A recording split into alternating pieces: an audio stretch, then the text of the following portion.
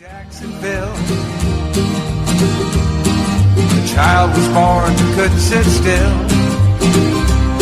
86 years later with no regret. You know that man can't sit still yet. The Great Depression couldn't get him down. He worked for his dad's store in town,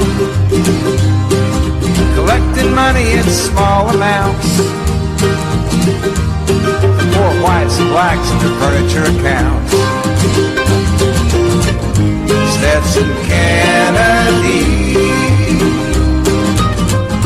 wants us all to be free. Stetson Kennedy wants us all to be free.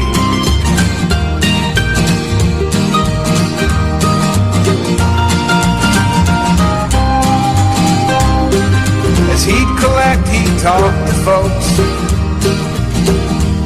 hear legends, tales, songs, and jokes.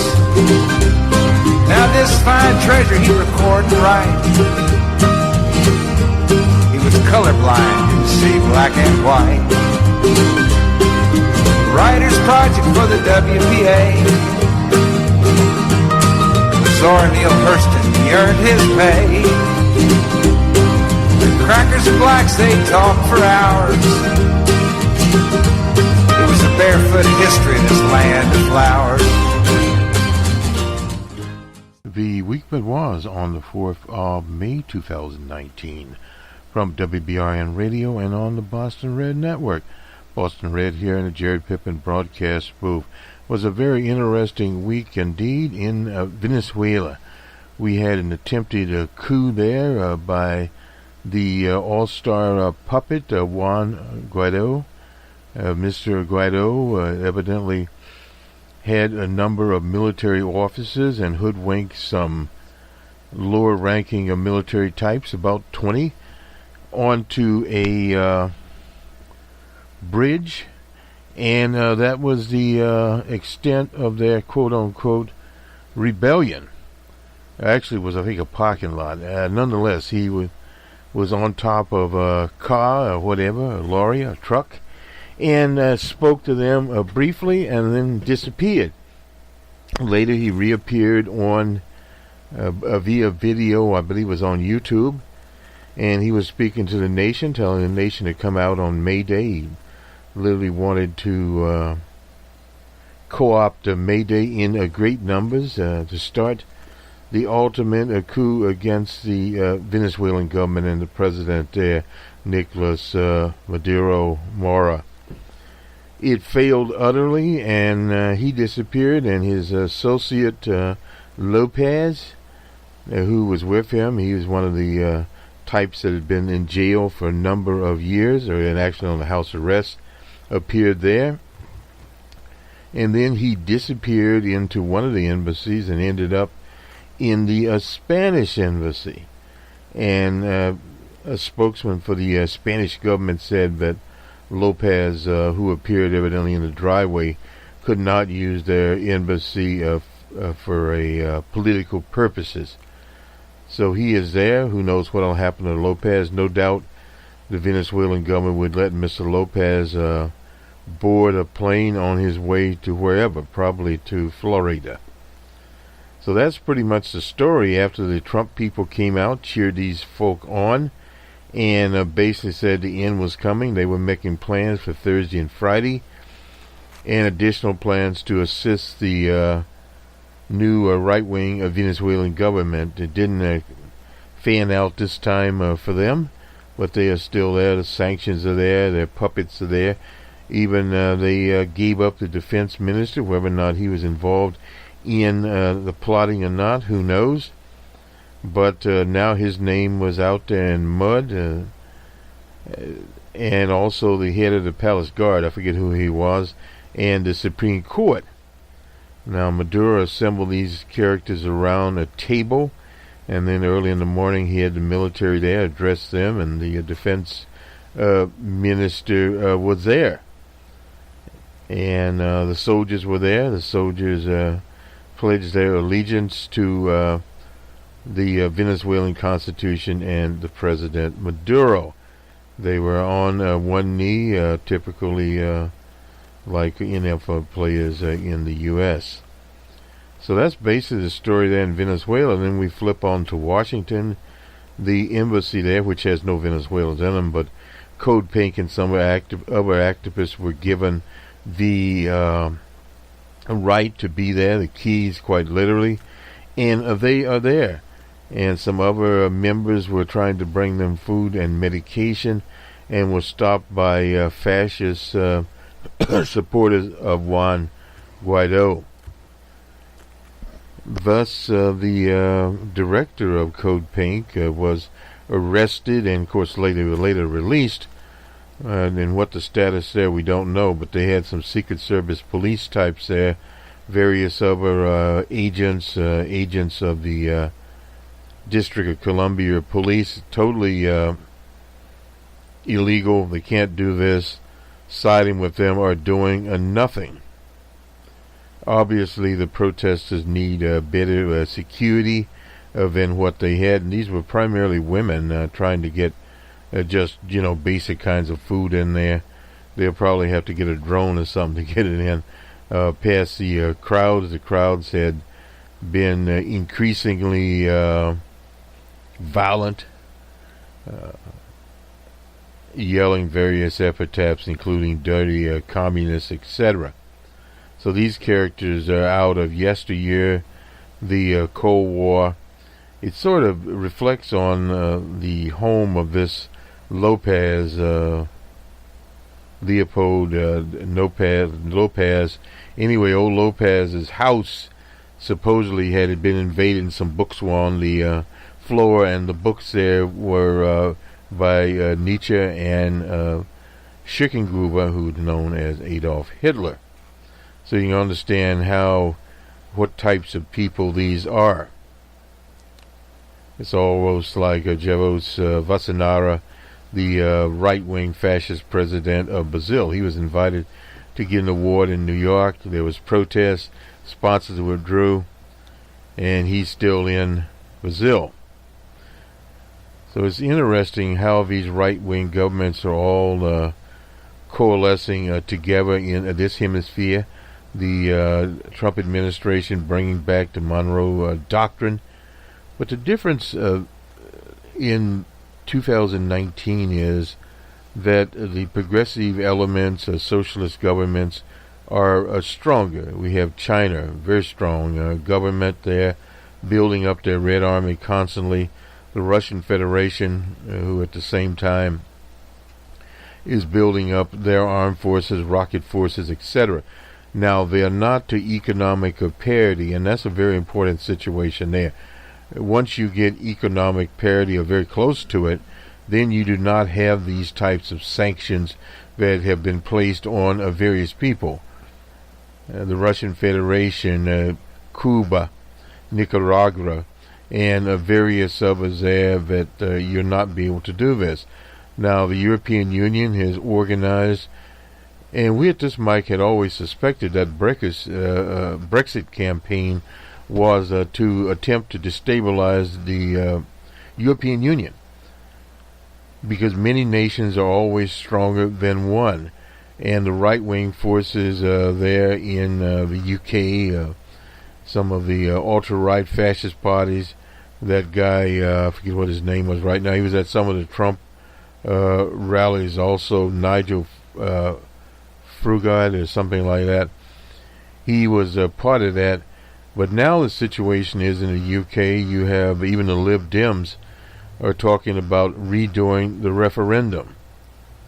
Local council seats this week also, both the Conservative Party or Tories, this is in the UK, and the Liberal Dems lost seats. But usually in these council seats, the Conservatives or Tories usually get more seats. I believe the Labour Party lost about 79 seats there. And on the local front, but the international front, Facebook, who is the power behind their particular site and app, I suppose we'll call it there, and also Insignia, the other app, and WhatsApp banned several people. Jones out of Austin, Texas, Alex Jones, and to throw in for good measure the Honorable Louis Farrakhan of Chicago. And numerous media outlets, including the BBC, have said, well, he was an outliner in the thing. They put him in to sort of throw in a little salt with the pepper, so to speak. Well, these kind of situations are met with resistance, and no doubt it will end up in the presidential race before it is over. And there's numerous controversies around these conservative slash right-wing types. Now, the white supremacists, etc., they have their own chat rooms, so they really don't need Facebook to chat on. There are alternative methods there, and I heard from Nancy down in South Carolina that a book by the Nation of Islam, I forget what the book was, but the relationship of Jewish people and African Americans, whatever. Anyway, it was on Amazon, and they have banned the book from Amazon. But the Final Call has their own bookshop, and obviously independent types there. We'd heard about this book numerous times. It was a part of their research, not the best job in the world. But nonetheless, out of everything does come some accuracy. We, of course, advise people to, you can find some of the same information from other sources also. But that is the state of that particular situation. Facebook being under increasing pressure to clean up the landscape, so to speak. But the problem is, with the cleaning up the landscape, there is the First Amendment. And we see more and more the so-called code of conduct. Facebook has one, various other people. We even have them in the meetups now, and around these various social interactive situations of these code of conducts. Mass transit has these code of conduct there, various negative things that people can't do on the subways and buses, etc., of so-called mass transit. But the problem is that many of these so-called code of conduct are nothing more than profiling, period. And that in itself does, in the long run, hurt those organizations. And nationally, people have been talking about these bus train lines, their code of conduct, profiling African Americans, Latinos, and various other people, and working class people in particular. And in Facebook, you can make the argument on some of these. What will happen there? I've noticed we were tweeting. What were we tweeting? An organization out of Boston called Jews for Peace, and a thing came up there that you were tweeting too fast, and it could be against our code of conduct. Totally ridiculous situation there. But we understand, this is one of the things to always remember when dealing with any of these corporate entities, whether it be Facebook, Google, etc. They have their self-interest and the interests of the capitalist system. They are not interested in promoting anything that is not capitalist. They'd like to get rid of Bernie Sanders from social media if they could. And their allies, the corporate media there, if you look at how they have covered the coup in Venezuela, whether it be the Washington Post, BBC, Reuters, etc., all of them are pro Juan Guaido, although he doesn't command 10 troops. Period. So this in itself illustrates where things are going, that things have heated up, And within the election itself, there's Elizabeth Warren is talking about Joe Lunchbox Biden, Lunch Pail Biden, and his association with credit card companies, the financial interests. We'll have Amy Walter here a little bit later. Uncle Carl will come up talking about impeachment, Amy Walter, and Charlie Cook will remember Senator Lugar of Indiana, a bipartisan type. You don't have bipartisan types anymore. He was defeated by some right-wing nut named Murdoch, I think his name was a treasurer there in Indiana. He's no more. He's been retired to the trash can of history. But these are some of the things we see in the political landscape. And out in the Midwest state of Minnesota, a verdict came in on the Justine Denard murder trial. The copper involved there named Noor was found guilty on at least 2 counts. He'll be could serve up to, I believe, about 15 years. And he was immediately taken off to jail. And now he's been transferred to a high security state prison for his own safety. Now, what happened there, in spite of the blue wall of silence, in spite of the state investigative agency favoring the local police department, the police types not cooperating, only cooperated when they were forced by the state's attorney to testify before a grand jury, lied constantly, destroyed evidence. All of that went to nothing. The conviction was still there, and a day or two after the conviction, the city of Minneapolis settled with Justine Denard's family for $20 million, the largest settlement ever in the Midwest state of Minnesota. And $2 million of that will go to a special fund. Now, the other settlement was earlier, a year or two earlier, Philando Castile, an African American that was killed.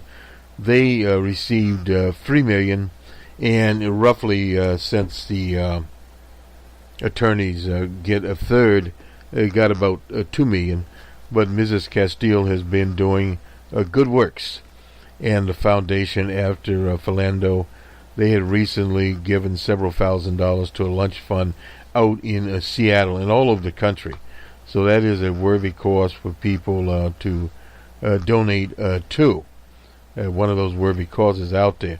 But the whole landscape has changed since this very large settlement has occurred.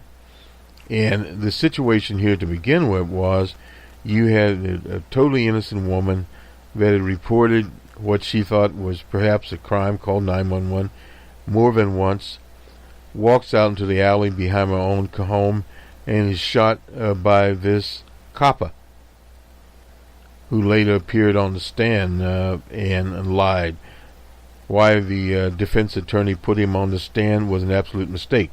They got away with it in the Philando Castile case because of the type of jury they had. But they weren't going to get away with it in this particular case, first of all, because of the climate. You had an Australian, a European being shot. It was not an African American being shot, and that totally changed the landscape. A different type of case. The defense types were stunned. They should not have been stunned. It was apparent this situation, it all boiled down to is, did the jury believe Noor, or did the jury believe the prosecution? Juries are prone to believe the police. But that whole scenario fell apart in this particular case. And in Chicago, we've seen a similar situation there. A copper there was found guilty of a lesser charge. And you're going to see more and more of this happen. In Baltimore, they got away with it. But the times have changed, and times change very, very quickly. And we can give credit to Bernie Sanders' campaign for this, talking about equal justice before the law. There is something happening out here, and we'll get a little bit of this from Amy Walter. Let's first go to a tragic crime out in the very red state of Oklahoma.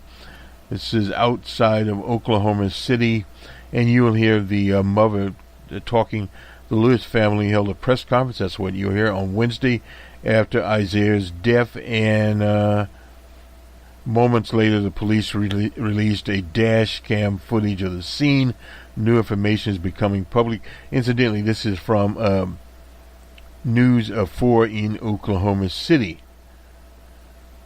They don't get to assassinate my son's character. Same thing happened down in Dallas with a man being shot in his own apartment there, and his character was assassinated.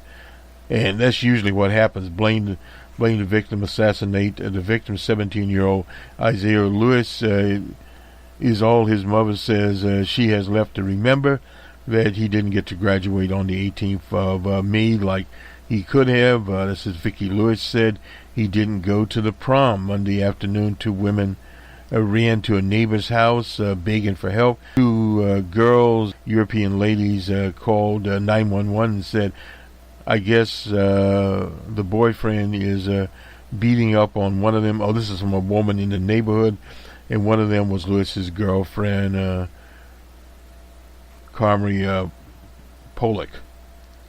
She was one of the last people to see Lewis alive. Pollock called 911. Her boyfriend was not acting like himself. My boyfriend just flipped out, she said in the 911 call. I have no idea what's going on. Lewis's mother said she'd never met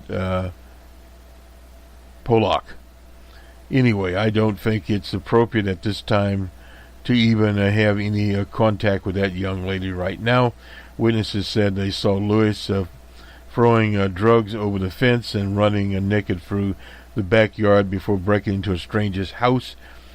A police officer named Box, who's 56 years old, and another police officer named Schumer, hot on the trail.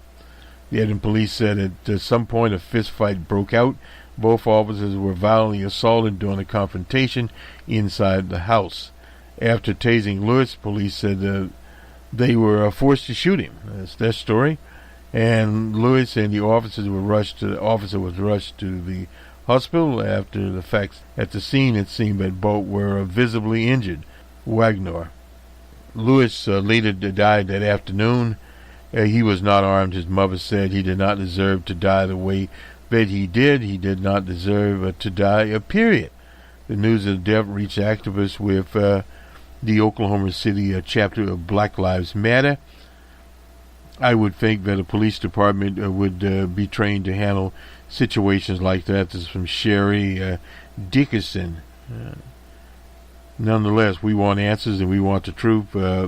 Vicky said, that's the mother, and the Edmond police said the 2 officers inside the house were not wearing body cameras. Same situation that happened in Ms. DeMond's case. Is still waiting news for the medical examiner to release the final report, which would be toxicology, etc. Nonetheless, there was a rally held at Boulevard High School, and a march to the police department there in Edmond. So that's one of the situations we get here.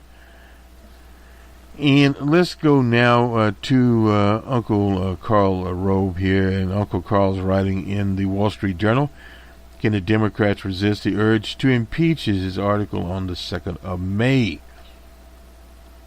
The first poll following release of the Mueller report flashed warnings for congressional Democrats. It's not looking good for their investigative and impeachment strategy. Now, if you notice, Uncle Carl is splitting timbers here. He is including the investigations that various committees are doing to the impeachment strategy. That is not factually correct. On the 22nd through 25th, that's a post-ABC poll found that roughly 37% of voters want to begin impeachment proceedings that could lead to the removal of DJ Trump. That was down from 49 in August. Well, that number will go up and it will go down. Most troubling for Democrats is the shift among independents. Always independents. People are fixated on independents, which independents are basically Republicans for the most part. In August, 49% of them supported starting impeachment proceedings. Today, only 36, while 59% oppose it. NPR poll, that's by the upstate New York Marcus College poll. Democrats say the Mueller's report would lead to congressional impeachment hearing against DJ Trump, but independents say no, 51 to 40, an 11-point margin there. And on to CNN, found 59% of Democrats, 30% of independents, and 7% of Republicans felt that DJ Trump should be impeached and removed from office, while 25% of Democrats, 66% of independents, and 93% of Republicans said no. That's a very interesting poll. Two different polls here. Well, this is the CNN poll. Found 69% of Democrats, 30% of independents, 7% of Republicans felt should be impeached, removed from office, while 25% of Democrats and 66, of independents, and 93% of Republicans said no. Okay, we will get that. Very small percentage of Republicans is expected here, and an equal small percentage, 66% of independents. Partisans will keep lining up for against impeachment.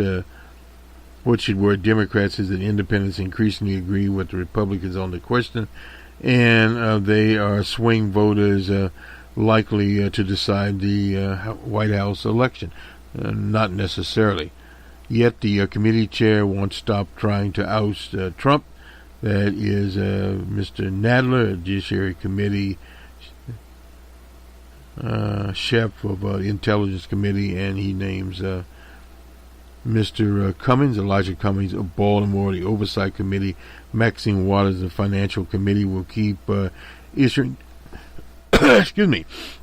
demands and subpoenas. The country will have to put up with endless hearings built around 5 minutes of questions of various qualifications by mostly forgotten members of Congress, punctured by a few months of a drummer.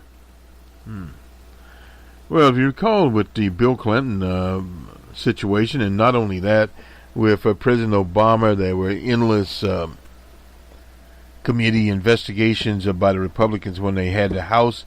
They went to nothing, and same thing on the Affordable Care Act was a waste of time. What's happening here is a little different situation. What we did have last week was a pushback by Mueller and some of his assistants saying that Barr did not accurately represent the report. And Barr went to testify before the Senate. He was there for several hours. He was supposed to go to the House. He was a no-show. They put a chicken in his place. Democratic presidential hope was also will be cross-pressured, with a few exceptions, notably Elizabeth Warren and Kamala Harris, with Weasley qualifications. The Mayor Pete Buttigieg, most Democratic field, hasn't endorsed impeachment. That wouldn't please the party's activists, and it would leave the Democratic nominee with a difficult choice of being at odds with the base and out of sync with independent voters. That is Uncle Carl there, and what Uncle Carl was thinking. Let's go to Ms. Walter, Amy Walter, the economy and the election. I listened to her podcast on NPR, basically the same thing. We'll just hit the high points here. As long as I've covered politics, the conventional wisdom has been that the president wins re-election in good economic times. They lose when the economy sinks. Ronald Reagan won re-election when the economy was booming. Jimmy Carter lost when the economy sunk into a malaise. But we also know it's more complicated than that. George H.W. Bush lost in 92, despite the fact that GDP growth that year was a healthy, and that was for that time 3.2, and Barack Obama won rather easily in 2012, despite the GDP growth becoming anemic, 2.2, coming out of a depression. But President Obama was a very good campaigner, and he was able to sell it. It's also been long assumed that consumer confidence is one of the best ways to gauge voter perception of the economy, and forget what economists and Wall Street analysts say. If voters feel optimistic, the economy is doing well. If they feel pessimistic, the economy is reeling, and that's one reason for that. 70% of the economy is produced by consumer spending. But we know that partisanship, especially negative partisanship, is an important driver in the perception of the economy. Voters are less willing than ever to give the other party credit for a good economy, or to hold out their own party accountable in a downturn. The Consumer Confidence Survey out of the University of Michigan has some fantastic work. Incidentally, we use it all the time over on the Financial Channel with a numbers man. That's from WBRN, the Boston Red Network. Also, the issue of partisan differences in the perception of the economy. The University of Michigan, that's Dr. Richard Curtin there, found that the partisan difference in perception of the economy are larger than at any time in the history. Also, we have better data stacks than any time in history. Not surprising, the study found that Republicans held more favorable expectations during Reagan and Bush and Trump administrations, who were all Republican presidents, and during the Obama administration, Democrats held more pessimistic expectations. For example, during Reagan's, Republicans on the average were 11.5% more optimistic about the economy, where Democrats were 7.4% more pessimistic, and a gap of 18.9 there. The gap grew a bit during G.W. Bush's and Obama's 20 point to 23 point. But what she doesn't talk about is where the corporate media is. The Wall Street Journal, CNBC, there's just a bunch of them out there these days. But under Trump, that gap has turned into a schism.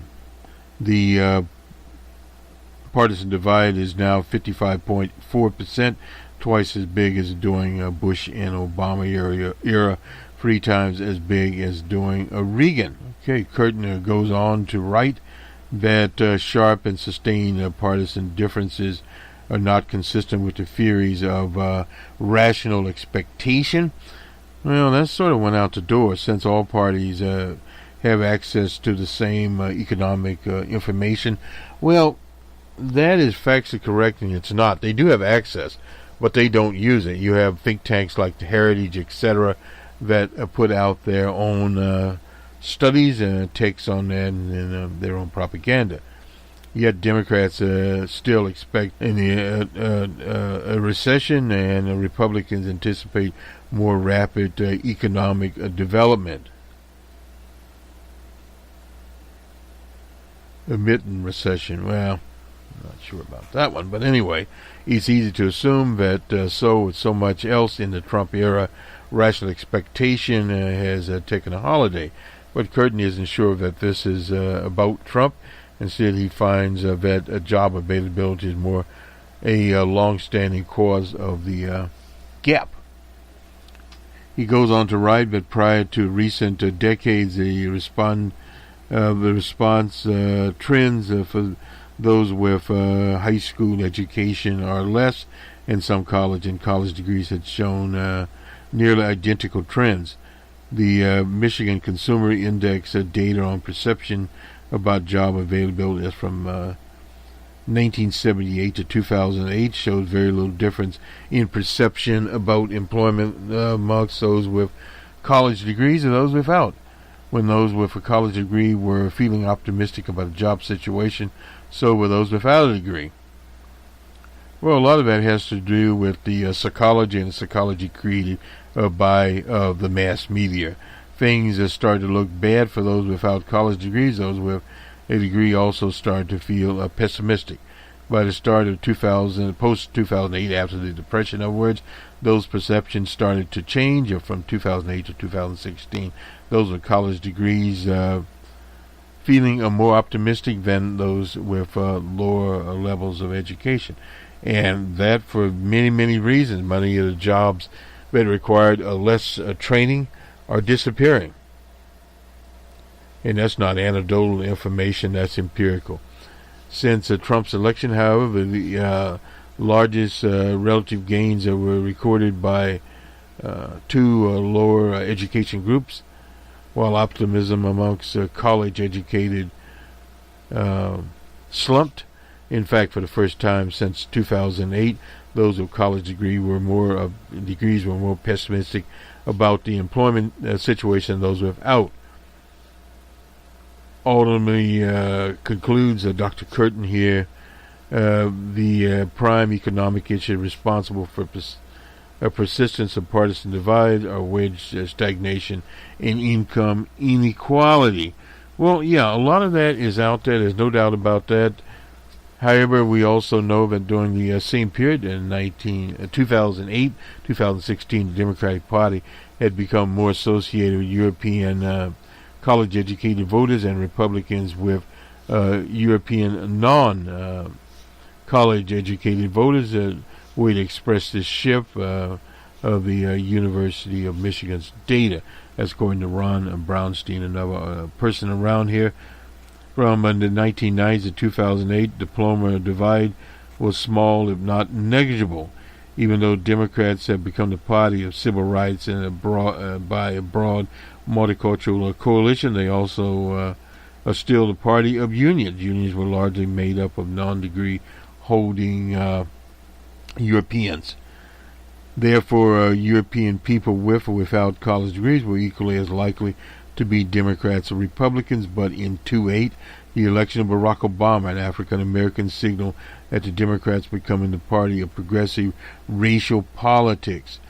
Obama's presidency simplified the politics of race, that is, from Michael Tesler, an associate professor of political science at UC Irvine in California. If you were a low-educated European, you were much more likely to know about the partisan difference on race after Obama than before. That change didn't show up in party affiliation data right away, but Tesla says it's often taken more than one election for people to switch their party identification. By 2012, European voters without college education were distinctly more likely to vote a Republican.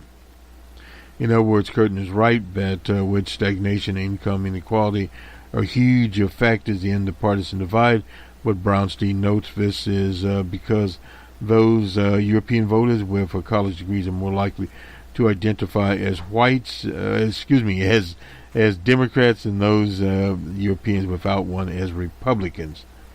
No doubt. But that's based on many, many other things also. And John Sides here, and Tesla and Lynn Varick, their book, The Identity Crisis, we have that on order, incidentally. They contend that the issues of identity were more central to Trump's victory than the issues of so-called economic anxiety. That's been proven by a number of people. Attitudes concerning race, ethnicity, and religion were more strongly related to how Americans voted in 2016 than in recent elections. We've had that in other elections. What happened was they were more mobilized and the progressive forces were demobilized, whether it was through voter suppression, which she doesn't mention here, but through also malpractice by Hillary Clinton's campaign. A lot of things were spinning here at the same time, and the influence of the corporate media there, they came out pro-Hillary at one time, and at the same time you had an undercurrent that was anti-Hillary. Anyway, let me finish this up. This helps explain why those living in some swank Zip codes are more resistant to Trumpism, and those in areas that have been hit hard by Trump's politics, like tariffs, continue to support him. There's no doubt about that, because they feel they have nowhere else to go. If they're religious, they can go with his religiosity, anti-abortion, or with a pro-gun, Second Amendment they call it, and now they've looked at owning a gun as being a liberty. That effectively what they see is owning the gun because they have nothing else left. The salaries have stagnated. And for some trade union members, depending on which trade union they're in and how their salary are, for many of those that have very good salaries, some of those people tend to be pro-Trump also, because they have the same quote-unquote values, and not comprehending that the Republican Party is out to destroy the unions entirely, if they can, and they have succeeded with the right-to-work states, which have basically cut the market value of many of these workers by about $10, even in the automobile plants and manufacturing centers. Many of these places are making $10 less than they were 20 years ago under even Ronald Reagan, and the money is worth less money. So there's other less. So in other words, there's other things all going on here at one time. So which is going to be the most important variable in 2020? The economy identity? Answer is both, no doubt about that. I know that sounds kind of like a cop-out, but if we learned anything from the last two presidential elections, 2012, 2016, they were different elections. There was no Barack Obama in 2016. And also look at the narrow victories in places like Wisconsin.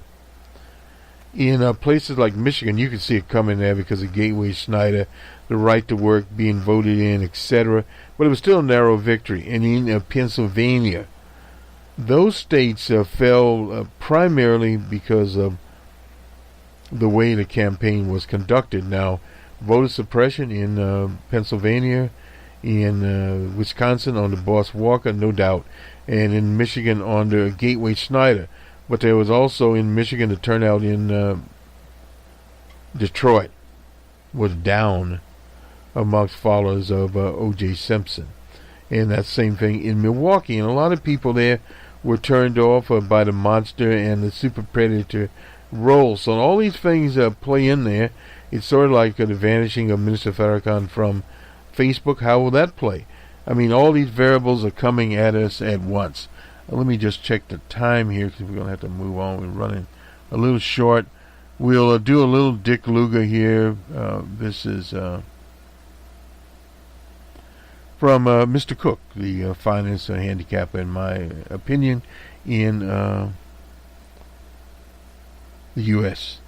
As a Capitol Hill intern in the mid-'70s, I heard a story about a young, eager beaver freshman Congress type who spent a considerable amount of time in the well of the House, haranguing managers about the intricacies of the legislative being considered. The story goes that one senior member finally turned to the new member and said, "Son, your problem is that you think that this place is on the level." The story came to mind 20 years later when I found myself on a flight from Des Moines to Chicago, sitting across from Richard Lugar, senator from Indiana, who was running for the 1996 Republican presidential nomination.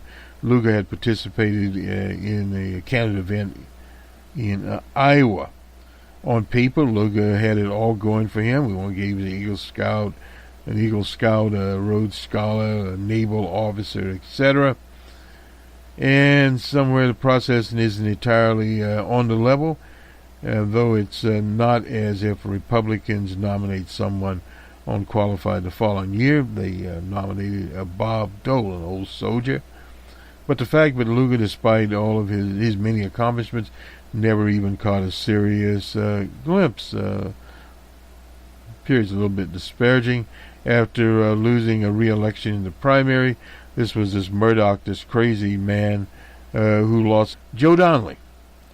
He went on to set up the Lugar Center, a public policy institute that, amongst other good things, joined the Georgetown University McCord School of Public Policy to release annual bipartisan indexes rating each member of Congress. He passed away at 87, but left behind quite a legacy, no doubt about that. It goes on to Birch Bayh, a senator also from Indiana. The founding fathers often adopt Constitution, the 25th Amendment in 1967 on the presidential succession after the death, disability, etc., and the 26th Amendment, lowering the age to 18 by a distinction, being the first person since to offer the two amendments. That's Birch Bayh. He is out of the Senate, and he recently died also. Bayh was the author of Title IX. Prior to his election to the Senate, was the youngest ever Speaker of the Indiana House, ran for president in 1976. Like Lugar, despite a wealth of evidence, came up short, and he was he lost in 1980 to Dan Quayle, known as a moron. The next 3 months will prove clues about his formidability. Until then, there is plenty of debate about it here in Washington. So we'll see. This is argued to me that Biden may not even make it to the South Carolina primary. An experienced, well-positioned Democrat argued that on Monday, Biden is banking on combining moral outrage aimed at Trump with reassurance that he is an adult and uniquely prepared for the job. And this is the whole theme here: being uniquely prepared for the job is not necessarily it. Posters may now ask, if the election were held today, whom would you vote?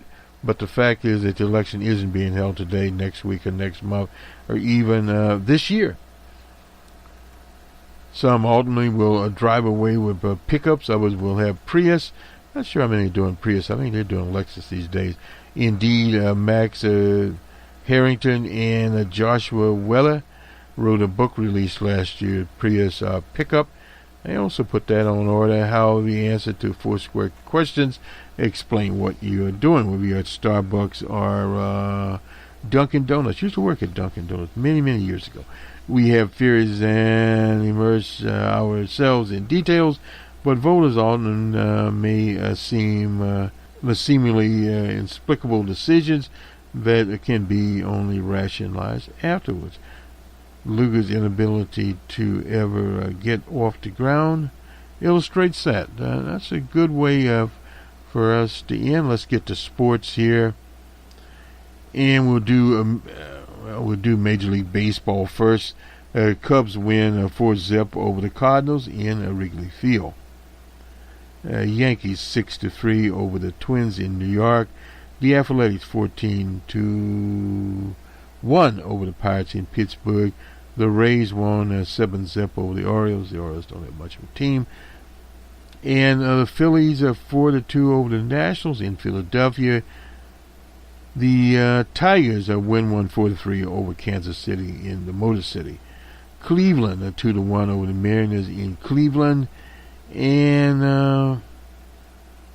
Atlanta 7-2 over the Marlins in Florida. And 11 Giants, a game that I listened to. Giants 12-11 over the Reds in Cincy.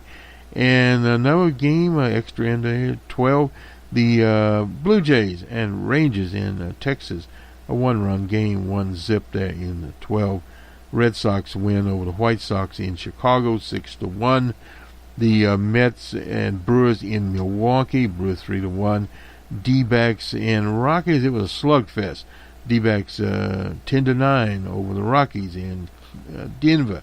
12 hits for the D-backs, 3 errors and 10 hits, no errors for the Rockies. Dodgers and Padres down in San Diego, Dodgers 4-3. Dodgers had 9 hits, 1 error, and the Padres 6 hits and no errors. And so to go, Mr. Jansen got the save. Let me just quickly go back here and get these finals in here. Trailblazers 140 to 37 over the Nuggets in Portland. That's for the NBA there. Let's see. And the Bucks win in Boston, 123 to 116 over the Celtics. And now they lead the series. Somewhere here I saw that little note. And the Stanley Cup, the Hurricanes 6-2 over the Islanders. The Islanders eliminated 4-zip in the series. This is the Eastern second round. And the Dallas Stars 2-1 over the Blues. And in St. Louis, the problem here, the Blues lead the, Dallas leads the city. The series 3-2. I think we'll get it out here in a minute. That will do it for sports, and we'll do it for us. We have that news conference out of Oklahoma on the killing of the young man Isaiah. We'll see you on the Monday morning quarterback, and we also have Numbers Man Up. Hopefully we'll get around to covering the annual meeting of Berkshire Hathaway that is put on by the Oracle of Omaha. Warren Buffett on later today. That will be on. Yeah, I'm not sure why we get a little echo here, but anyway, we are. Have a good weekend, everyone. We'll see you on a Monday morning on this part of the channel. And on the financial part, Numbers Man, we'll see you once to wrap up the events in Omaha. We're traveling today. Good day. Details about the hours and minutes leading up to the second 2 Edmond police officers shot and killed a nude 17-year-old. We've been following the story since Monday. Lewis's girlfriend saying her boyfriend went crazy and then turned violent. Officers spent nearly an hour searching for him in a neighborhood as more calls came in about the man running through backyards.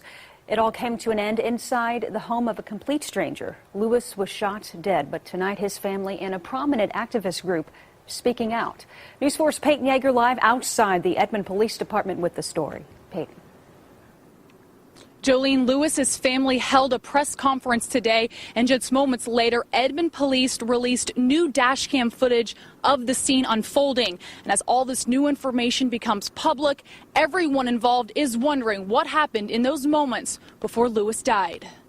They don't get to assassinate my son's character. The character of 17-year-old Isaiah Lewis is all his mother says she has left to remember. He doesn't get to graduate May 18th like he could have. He didn't go to the prom. Monday afternoon, 2 women ran to a neighbor's house begging for help. 2 girls, or 2 white ladies, and I guess their boyfriend is beating up on one of them. One of them, Lewis's girlfriend, Camry Pollock, one of the last people to see Lewis alive. Pollock telling 911 her boyfriend was not acting like himself. You can come to my house and check everything out, but my boyfriend just flipped out. I have no idea what's going on. Lewis's mother saying she'd never met Pollock before. I don't think it's appropriate at this point to even have any contact with that young lady right now. Witnesses say they saw Lewis throwing drugs over fences and running naked through backyards before breaking into a stranger's home. 56-year-old Sergeant Milo Box and 24-year-old Officer Denton Sherman hot on his trail. Edmond police say at some point fists started flying. Both officers were violently assaulted in this confrontation inside the house. After tasing Lewis, police say they were forced to shoot. Fired, shots fired. Lewis and an officer rushed to the hospital. After the fact, at the scene, that both were visibly injured. Lewis died later that afternoon. He was not armed, and he didn't deserve to die in the way that he did. He didn't deserve to die, period. News of his death reaching activists with Black Lives Matter, who also spoke out. I would think that a police department and law enforcement will be trained to handle situations like that. Edmond police and Lewis's family both desperate to piece together what happened and why. We want answers. We want the truth. Everybody deserves to know what happened. Lewis's girlfriend claims that no drugs were involved. Edmond investigators tell us they did find drug paraphernalia on the scene. Edmond Police Department also releasing today those 2 officers inside the home were not wearing body cameras. Live in Edmond, Peyton Yeager, Oklahoma's News 4.